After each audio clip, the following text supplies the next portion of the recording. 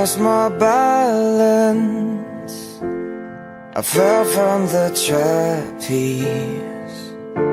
This act isn't easy.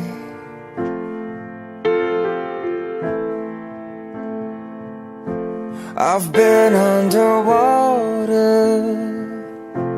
The storm has been raging. These nights are not sleeping. My dreams are now strangers to me, and I need you now. There's too many miles on my bones. I can't carry the weight of the world. No, not on my own.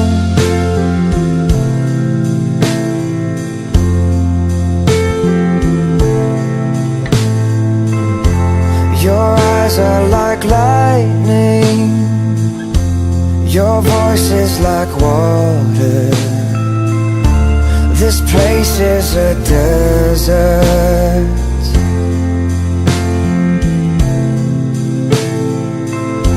I've been walking in circles. I'm screaming for answers. Am I falling to pieces? Or maybe I'm finally... Εκεί δούλεψε το μυαλό. Λέω πρέπει να ψαχτώ να δω που θα πάω να βοηθήσω. Το να μείνω άπρακτη, αφήσα. Ότι το μυαλό το σηκώνει, ότι η ψυχή, ότι η συνείδηση δεν το σηκώνει. Δεν μπορείς να μείνεις βλέποντας τους ανθρώπους αυτούς να υποφέρουν και εσύ να κάθεις να είσαι θεατής. Δεν γίνεται. Είχα μάθει για το κάμπ και πηγαίνω μια-δυο μέρες, έτσι, μια βόλτα προς τα εκεί να δω ποιοι είναι, πώς δουλεύουν, αν είναι με χρήμα, αν δεν είναι κτλ. Γιατί δεν θα ήθελα να πάω κάπου με. Τελικά είδα τα παιδιά ότι δουλεύανε ενηλιοφίλοι.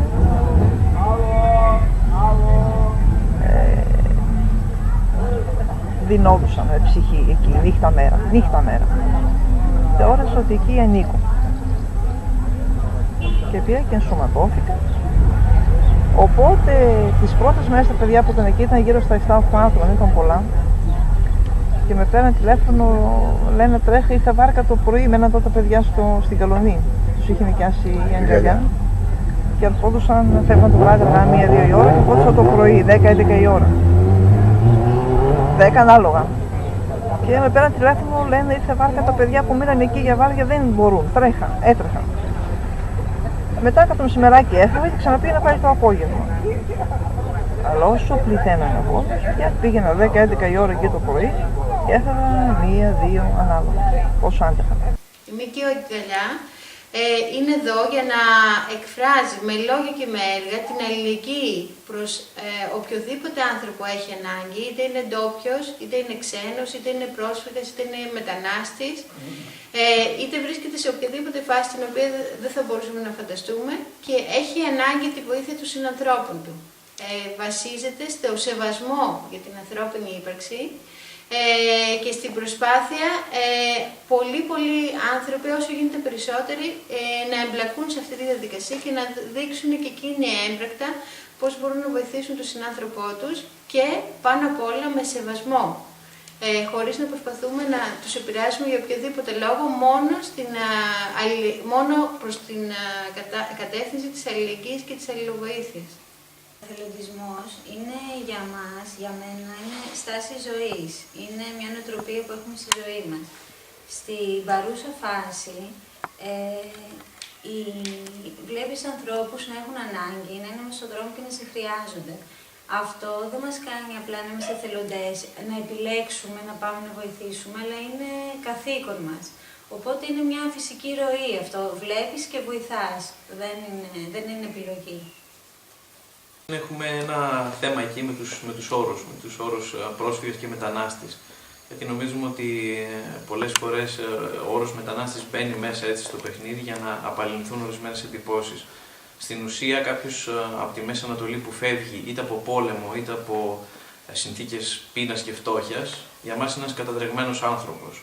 Βέβαια υπάρχουν νομικοί όροι καλά ορισμένοι από το διεθνές και εθνικό δίκαιο, έτσι που δεν μπορούμε να τους παραβλέψουμε, αλλά για μας θα λέγαμε ότι όλοι είναι άνθρωποι σε ανάγκη.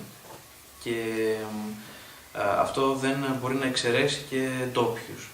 Οπότε προσπαθούμε έτσι συνεχώς να βοηθήσουμε και ξένους και δικούς μας, ας πούμε, κάπως έτσι. Και στο τέλος όμως βέβαια οι ξένοι γίνονται δικοί μας, μερικές φορές οι δικοί μας γίνονται ξένοι. Παρ' όλα αυτά δεν κάνουμε στο καταστατικό μας την αγκαλιά, έχουμε υπογράψει, έχουμε όλοι μαζί από όταν τη φτιάξαμε, ότι βοηθάμε δίχως εξαιρέσεις φίλου, φιλής, θρησκείας, πατρίδας, οτιδήποτε. Γι' αυτό έχουμε κάνει και ένα πρόγραμμα, το πρόγραμμα που τρέχουμε τώρα είναι το 200-200.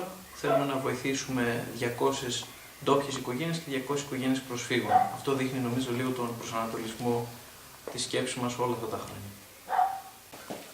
Από την αρχή έχουμε κάνει ξεκάθαρο μεταξύ μας ότι δεν δεχόμαστε καθόλου εθνικούς ή ευρωπαϊκούς πόρους και αυτό το έχουμε κρατήσει. Η χρηματοδότησή μας γίνεται μέσα από crowdfunding και από τα μέσα κοινωνικής δικτύωσης, δηλαδή εμείς αναγγέλνουμε κυρίως μέσα από το Facebook, αλλά και από όπου μπορούμε και από τα μέσα μαζικής επικοινωνίας. Τι θα κάνουμε, τα προγράμματά μας και καλούμε τους ανθρώπους αυτοί να μας βοηθήσουν. Και μέχρι τώρα η ανταπόκριση ήταν πάρα πολύ μεγάλη. Τα στελέχη των ΜΚΟ, τα οποία ασχολούνται με διάφορα πράγματα, συνήθως κινούνται με βάση ανθρωπιστικά κριτήρια και αυτό που είδαμε εδώ στη Λέσβο, στο μεγαλύτερο βαθμό, ήταν ότι αυτοί οι άνθρωποι πραγματικά ήρθαν για να βοηθήσουν. Βέβαια, κάποια κομμάτια από τις ΜΚΟ είχαν μέσα στο project τους ότι θα πρέπει να βγουν και να φωτογραφηθούν σε πρωτοτραπέζι πίστα για να ανεβάσουν κάποιες φωτογραφίες στο διαδίκτυο ώστε να μπορέσουν να παίρνουν κάποιες δωρεές παραπάνω. Αυτό όμως είναι διαφορετικό και είναι άλλο να πούμε ότι ήταν ο μόνος στόχος τους αυτός. Όχι, πραγματικά βοηθήσανε πάρα πολύ.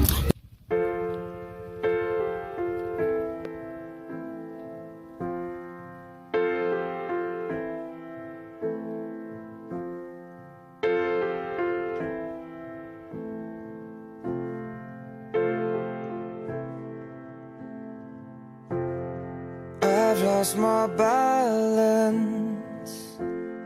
I fell from the trap.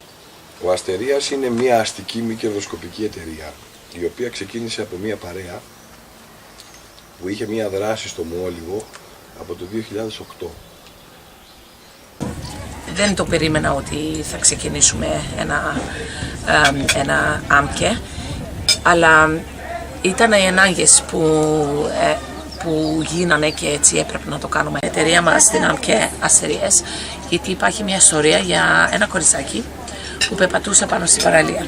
Και όπως πεπατούσε, η θάλασσα είχε αναβάσει όλα τις αστερίες, όχι όλα, πάρα πολλές αστερίες απάνω στην παραλία και πεθαίνανε.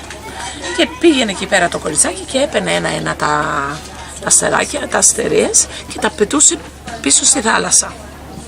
Έχετε ένας ιερός και της λέει, κορίτσι μου, δεν μπορείς να τις σώσεις όλους, γιατί δεν είναι δυνατόν, είναι τόσο πολλά. Και σηκώνει το ένα και λέει, αυτό το έσωσα, και το πετάει στο νερό.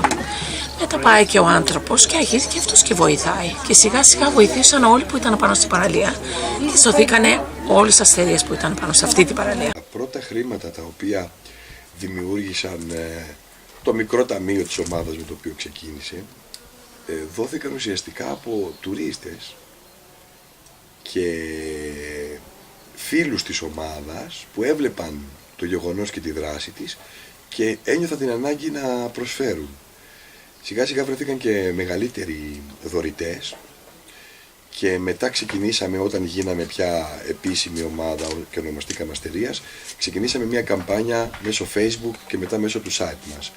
Τώρα πια δεχόμαστε και προσφορές και δωρεές και από οργανισμούς και από ιδρύματα και από οργανώσεις, καθώς και πάρα πολλές από τις προσφορές που παίρνουμε είναι σε είδος ή ήταν προϊόν συνεργασίας με άλλες οργανώσεις. Δηλαδή η Πατιαρμοστία μας έδωσε δεκάδες χιλιάδων κουβέρτες, τις οποίες δίναμε μία-μία στους πρόσφυγες για να συνεχίσουν το ταξίδι τους. Η Islamic Relief, μια άλλη μεγάλη οργάνωση που ήρθε από την Αμερική, μας έδινε υπνόσακους. ή έρχονται πάρα πολλά πακέτα με παπούτσια ή ρούχα, τα οποία είναι έτοιμα και συσκευασμένα από οργανώσεις του εξωτερικού. Χρήματα ακόμα παίρνουμε για πολύ συγκεκριμένους σκοπούς, δηλαδή μπορεί να πάρουμε για να χρηματοδοτήσουμε κάποιο συγκεκριμένο project και από οργανισμούς. Οπότε είναι μεικτή χρηματοδότηση, έχει μικρούς δωρητές, έχει αυθόρμητους δωρητές, αλλά έχει και οργανώσεις και ιδρύματα. Όταν ήταν στο ξεκίνημά της αυτή η ιστορία, δεν μπορούσες να μετρήσεις τον χρόνο, διότι ήμασταν μια μικρή ομάδα 10-15 ανθρώπων και συνεχώς όλο και περισσότεροι άνθρωποι ερχόντουσαν, οπότε βοηθούσαμε όσο μπορούσαμε. Σκονόμασταν το πρωί δηλαδή, κατεβαίναμε στο πάρκινγκ εδώ που ερχόντουσαν οι άνθρωποι, βλέπαμε πόσοι είναι και τι συμβαίνει, κανονίζαμε τις ανάγκες τους, πηγαίναμε, παίρναμε τρόφιμα και ξεκινούσε μια ολόκληρη περιπέτεια να τους ταΐσουμε, να δούμε αν θέλουν ρούχα, αν θέλουν τρόφιμα κλπ. Το καλοκαίρι που είχαμε καθημερινά πρόσφυγες και μετανάστες και είχαμε πολλές ομάδες που έφταναν στη Γκαλονή κουρασμένες σε όλη τη διάρκεια της μέρας, η μέρα μας ήταν γεμάτη. Από το πρωί πηγαίναμε, βλέπαμε τι ανάγκες υπάρχουν, δίναμε πρωινό. Το απόγευμα ήμασταν πάλι εκεί για να δούμε πόσοι άνθρωποι υπάρχουν, αν υπάρχουν γυναίκες, παιδιά, να καλύψουμε ό,τι πρόβλημα υπήρχε, να πάμε τους άρρωστους στον γιατρό.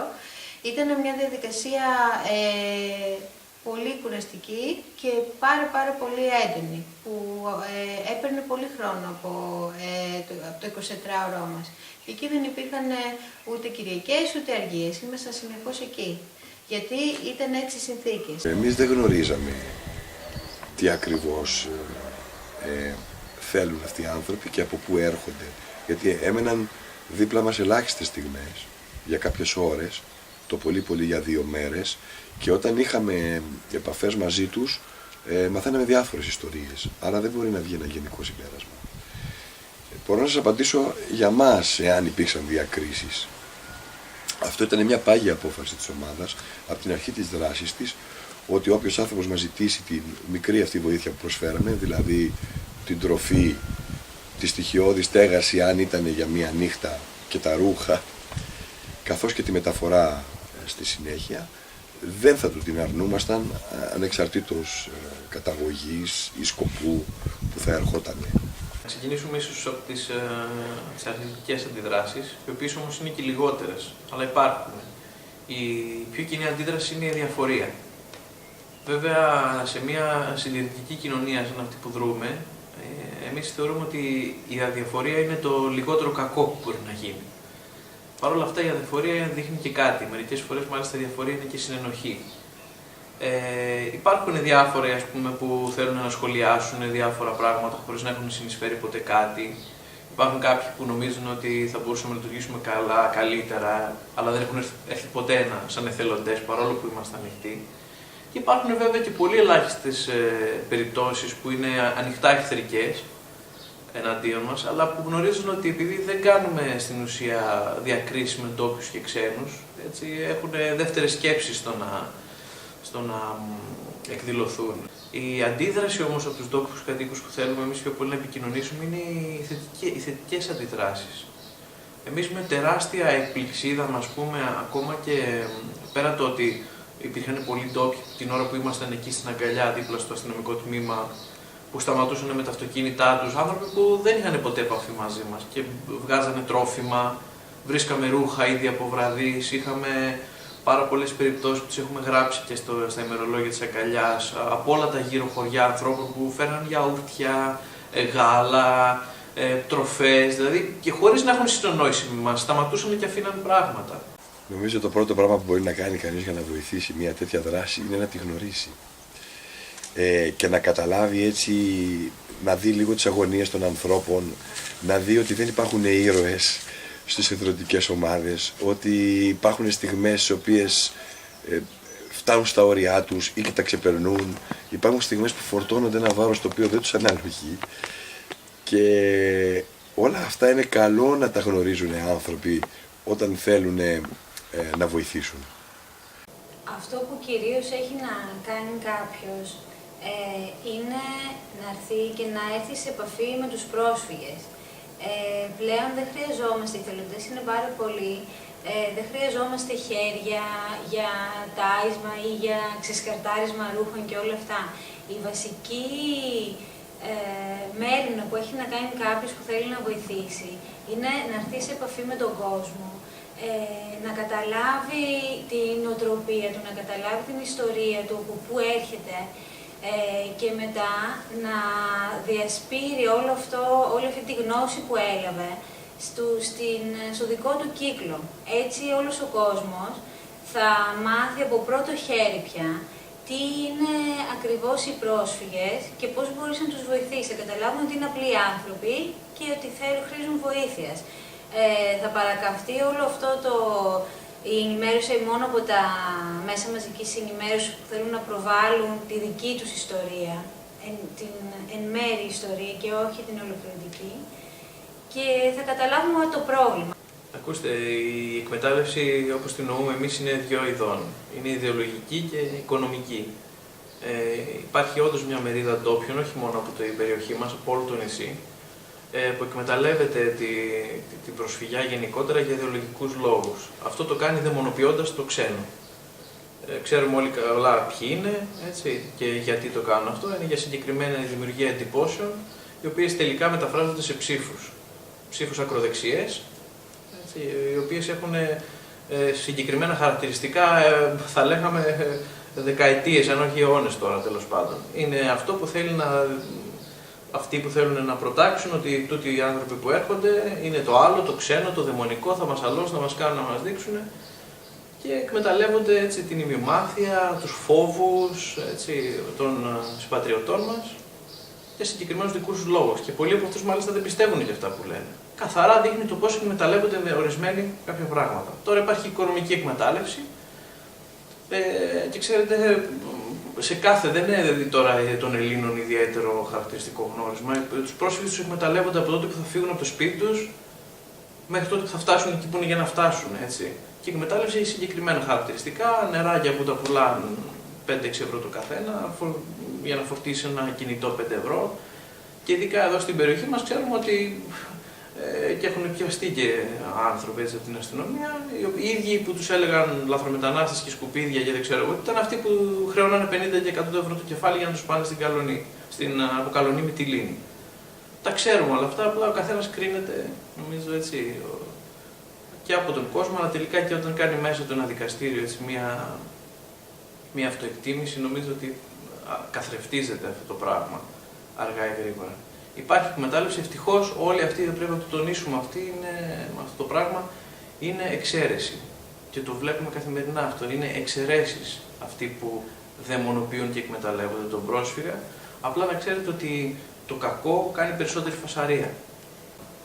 Δεν υπάρχει καμιά επιστημονική βάση με την οποία να μπορούμε να πούμε ότι οι άνθρωποι που περνούν από την Ελλάδα ή που έστω θα μείνουν εδώ μπορούν να αλώσουν τον πολιτισμό μας. Ο πολιτισμός δεν είναι ένα κάστρο που αλώνεται, και ειδικά για τους ανθρώπους που έχουν ήδη μέσα τους τον πολιτισμό τους, που σημαίνει ότι τον γνωρίζουν βαθιά και τον αγαπάνε, για αυτούς που πατάνε μέσα τους, το ξένο, το διαφορετικό, μπορεί μόνο να τους πλουμίσει, να τους κάνει καλύτερους, να τους κάνει να γνωρίσουν μέσα από το ξένο τόσο το δικό τους, και αυτό άλλωστε είναι μια διαδικασία, η ανθρωπολογία μας την έχει διδάξει τα τελευταία χρόνια, αλλά και επίσης να αφομοιώσουν στοιχεία. Ο πολιτισμός μας, ο ελληνικός πολιτισμός, ο οποίος είναι σε ένα σταυροδρόμι γεωγραφικό, είναι ένας πολιτισμός ο οποίος έχει αφομοιώσει, ο οποίος έχει δώσει και έχει πάρει στοιχεία ανά τους αιώνες. Στα γεγονότα ήταν αρκετά αυτό το διάστημα. Μέσα σε όλο το τρέξιμο, αυτή την έντονη ζωή που ζήσαμε τους τελευταίους μήνες, το ευχάριστο ήταν ότι γνωρίσαμε πάρα πολύ κόσμο, και πρόσφυγες και εθελοντές, οι οποίοι αν δεν ήταν αυτές τις συγκυρίες δεν θα τους είχαμε συναντήσει ίσως ποτέ στη ζωή μας. Και πολλές φορές αναρωτιόμασταν ότι θα ήταν πολύ καλύτερο να μην ήταν αυτή η αφορμή που γνωρίσαμε όλο αυτόν τον κόσμο. Επίσης πολύ ευχάριστο είναι όλο αυτό το μήνυμα που βγήκε, ότι η Ευρώπη έχει και ένα πρόσωπο των εθελοντών και των λαών της, που είναι έτοιμοι να συντρέξουν στον συνάνθρωπό τους. Μου δώσαν ένα παιδάκι να αλλάξω, ένα αγοράκι, θα ήταν γύρω στα 5-6 χρονών. εκείνη την εποχή δεν είχαμε ακόμα οργανωθεί πάρα πολύ καλά στο κάμπ και είχαμε πολύ λίγα φώτα. Πάρα πολύ λίγα. Οι περισσότεροι είχαν, ξέρετε πώς αυτό βάζουν στο κεφάλι για να φωτίζει, ναι. Το φακό. Μου δίνω ένα αγοράκι, γινόταν ένας πανικός. Το μόνο που άκουγες ήταν κλάματα παιδικά και φωνές από τον κόσμο. Φωνές απόγνωσης, τα παιδιά τους να κρατάνε κοντά να μην τα χάνουνε και φωνές που ψάχνανε να βοηθηθούν, να βρουν ρούχα να αλλάξουν. Μου δώσαν λοιπόν αυτό το αγοράκι να το αλλάξω. Είχα γονατίσει κάτω. Από τον κόσμο που υπήρχε με σκουντούσανε. Από εδώ, από εκεί, κόντευα να πέσω κάτω. Ήταν και βράδυ. Τέλος πάντων το πιάνω το παιδάκι αυτό. Ήταν πάρα πολύ ήσυχο. Ήσυχο, ήρεμο. Τρομοκρατημένο ίσως. Μέσα στη νύχτα δεν μπορούσα. Εγώ δεν είχα φακό. Ό,τι έβλεπα από τους διπλανούς που είχαν τους φακούς. Πιάνω το παιδί να τα αλλάξω. Πήγα να βγάλω το παντελονάκι. Γιατί φορούσαν από μέσα και ένα ισόρροπο, ξέρεις, τις σκελές που φοράνε. Ήτανε από το βρεγμένο που ήταν, πιθανό και από τη θάλασσα που βγήκε, είχε και χώμα μέσα, ήταν ανάμεικτα. Δεν έβγαινε. Ήταν κουρλιμένο επάνω στο δέρμα του. Το παιδάκι ήταν έτσι μαζί μου, ίσως δεν ξέρω. Με άγγιζε. Γιατί υπήρχαν παιδιά τα οποία δεν μπορούσε να τα πλησιάσει εύκολα τρομοκρατημένα. Αυτό όμως ήταν ήρεμο και μπορούσε και με κρατούσε από εδώ για να το βγάλω, γιατί δεν έβγαινε αλλιώς. Το βγάζω το ρούχο, το ποδαράκι από το κάτω, στο πέλαμα όλο πέρα για πέρα. Δύο δάχτυλα γύρω-γύρω, ήταν όχι άσπρο, το χρώμα του πάγου πώς είναι, ανάλογο γκρι, ανοιχτό, ξέρεις, είναι παπαριασμένο τόσο πολύ, σαν σφουγγάρι, κρίσταλα παγωμένο. Το κατάφερα, το άλλαξα το παιδί, βρήκα παπουτσάκια, τέλος πάντων και το ρούχο από πάνω. Εγώ βέβαια είχα σοκαριστεί τόσο πολύ που έτρεμα. Αφού το άλλαξε και έπειτα το παίρνω στην αγκαλιά μου, παγωμένο, όλο το παιδί ήταν παγωμένο. Το παίρνω στην αγκαλιά μου, άγγισα το σουπάκι, το έβαλα εδώ, αισθάνθηκα τον πάγο δηλαδή. Και το πήρα αγκαλιά μου και το έτρεβα πίσω την πλάτη για να κυκλοφορήσει το αίμα του, να ζεσταθεί το παιδί. Και σηκώθηκα επάνω και έψαχνα να βρω ο πατέρας μου το είχε φέρει, για να βρω τον μπαμπά του. Γυρίσαμε, δεν το βρίσκαμε πουθενά. Είχε πάει κάπου και αυτός για να βρει κάποια ρούχα για να αλλάξει. Το παιδί σιγά σιγά αισθάνθηκε ίσως την αγάπη μου, την θέρμη τέλος πάντων, την ανθρώπινη επαφή την είχε ανάγκη και ήρθε και σφίχτηκε. Βρήκαμε τον πατέρα του κάποια στιγμή, το γυρίζω για να πάει στο μπαμπά του, γυρίζει, βλέπει τον μπαμπά του και ξαναγυρίζει και σφίχτηκε πάνω σε μένα, δεν πήγαινε. Στο Μόλιβο φέτος το καλοκαίρι ήταν αρκετά άσχημη. Φυσικά αυτό τώρα όλα έχουν αλλάξει, γιατί έχουμε μάθει και έχουμε περιποιηθεί όλους τους ανθρώπους εδώ. Αλλά αυτό που γινόταν ήταν ότι έρχονταν εδώ οι άνθρωποι με τους σκάφους του λιμνοχείο και τους φαίνανε εδώ. Και επειδή δεν είχαμε μέσο να τους πάμε κάπου αλλού, ούτε κάπου να τους πάμε, αναγκαστικά μέναν εδώ μέχρι να έρθει λεωφορείο να τους πάρει. Δυστυχώς όμως καμιά φορά έπρεπε να περιμένουν και 2 μέρες. Με αυτό εμείς νοικιάσαμε μετά ένα χώρο από πίσω και βάλαμε κάποιες σκηνές εκεί για να μπορούσαν να πάνε οι άνθρωποι και να φύγουν από τον ήλιο. Φυσικά δεν ήταν ωραίο ούτε για το πρόσφυγα αυτό, ούτε και για εμάς. Εδώ στο λιμάνι που είναι και τουριστικό περιβάλλον και μέρος. Αλλά σιγά σιγά μαζί με το χώρο που νοικιάσαμε από εκεί πάνω φτιαχτήκαν αρκετά τα πράγματα. Είχαν και τη στολέτα τους και τα λοιπά και προσπαθούσαμε να τους βοηθήσουμε όπως μπορούσαμε. Αλλά ναι, πριν γίνει ο χώρος εδώ, καμιά φορά είχαμε εδώ κάτω 200 άτομα για 2 μέρες. Ναι. Αλλά εντάξει, τώρα όμως είναι όλο πολύ ωραία. Ναι. Και τώρα, δηλαδή τώρα δεν έχουν έρθει άνθρωποι εδώ, αλλά άμα έρθουν άνθρωποι εδώ, επειδή έχει φτιαχτεί όλο το σύστημα τόσο καλά τώρα, φεύγουν πολύ γρήγορα. Και έτσι είναι περιποιημένοι οι άνθρωποι και φεύγουν και όλα καλά. Το βασικό μήνυμα που θέλουμε να περάσουμε στον κόσμο είναι το μήνυμα της συναίσθησης.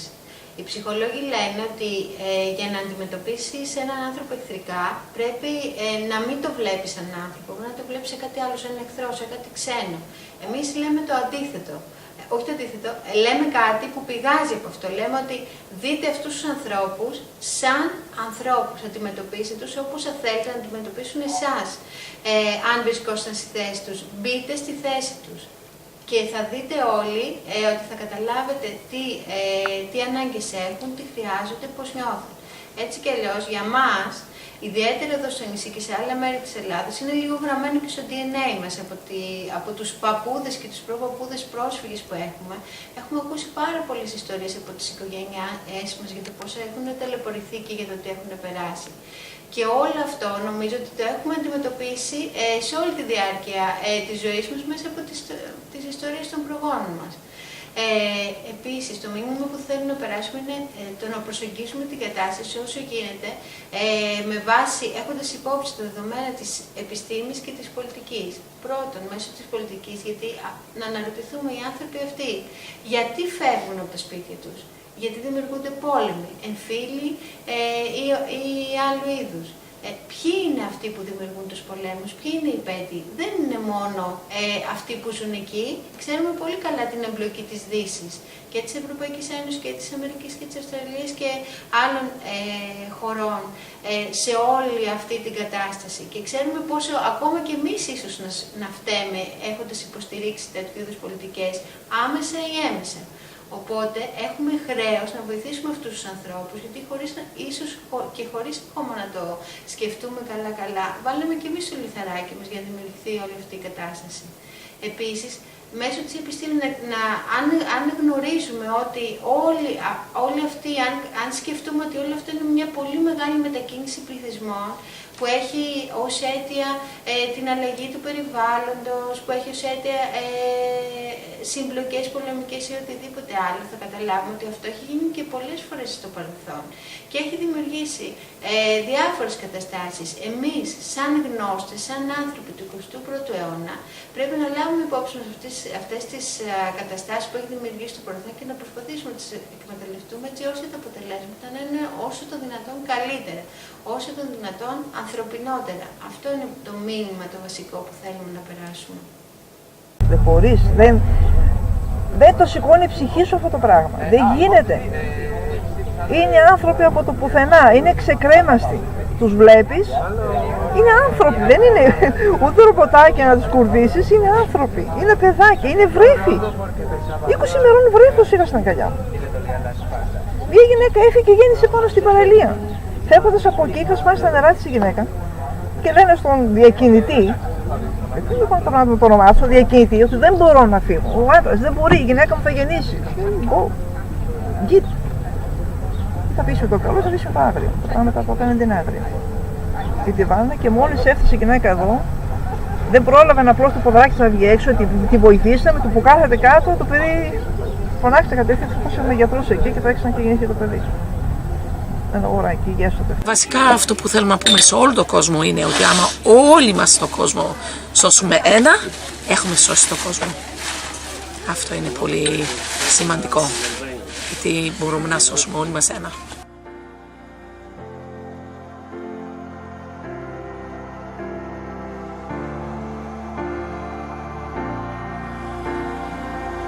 No more running, no more hiding, no more hurting, no more crying, no more trouble, no more sighing.